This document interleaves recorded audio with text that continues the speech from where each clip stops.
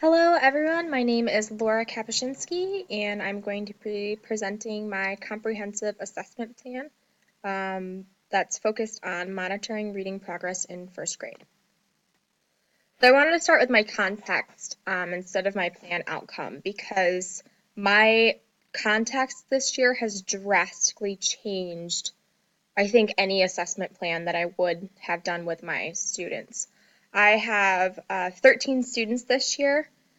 4 of them have extremely challenging behaviors. They did not have a very successful kindergarten year.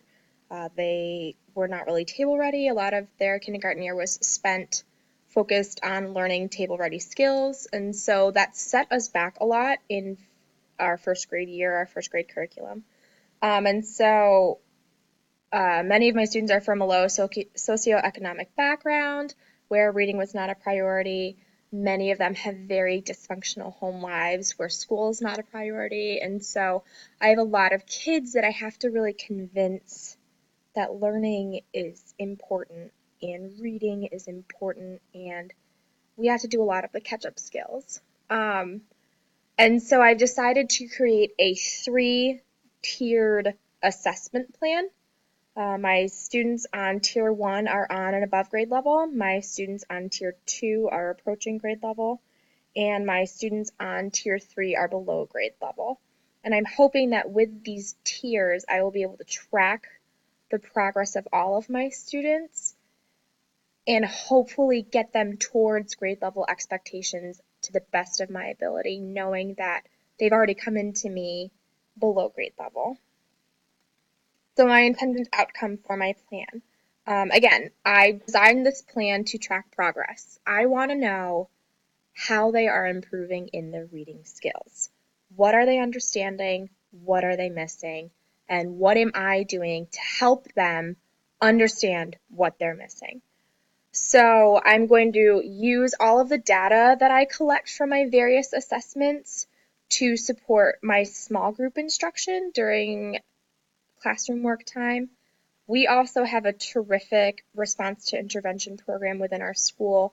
We have 2 half hours a day devoted to, one is to math and one is to reading, where we break up into small intervention groups.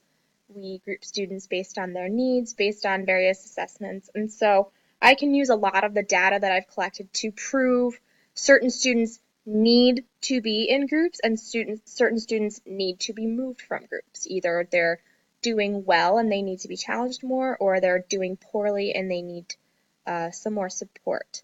We have Title I teachers, special education teachers, and classroom teachers that are all working to support these students. And so Alfred Bach said that assessment is a cornerstone for the success or failure of any RTI program. I couldn't agree with him more. I need to use the data to prove that my students are in the right place throughout the year if I want them to be as successful as they can be. So my assessments that I'm going to be using. Our school uses the Rigby assessment. I'll be using it as formative assessment at the beginning of the year and summative assessment at the end of the year. And this is a fantastic, I actually really, really like the Rigby assessment. If you do not use it, I suggest looking into it if you want to get an overview of how your student is reading, because it gives you a running record that you take after the student retells a story that they read to themselves. So you're seeing what they understand from the story, then you are giving them the running record to assess how they are decoding and recoding, and then you ask them comprehension questions. So we use this 3 times a year. I only want to use it 3 times a year. I do not want to use it more often because I think that it's great for overview. It does not tell me the targeted skills that I need to work on in small group instruction. I will be using my high frequency word assessments. I create these based on the high frequency words I have taught. So at the end of each quarter, I give each student a high frequency word assessment to see what they learned and what they are still missing, and I can work on those individually. I will use the DIBELS and the Quick Phonics Screener that we studied in this course to assess phonics skills. These can be formative and summative depending on how I use them with my students. I'll use a quick phonics screener more so with formative, and I'll only use those with my tier 2 and tier 3. So my students that are really struggling, I'll use the quick phonics screener because I need to know what they're understanding and what they're missing, and if there's a pattern to their errors. If they are constantly missing one vowel sound, constantly missing beginning sounds or ending sounds.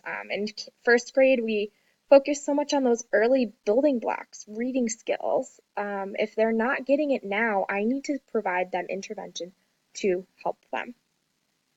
And lastly, we'll be using my iReady.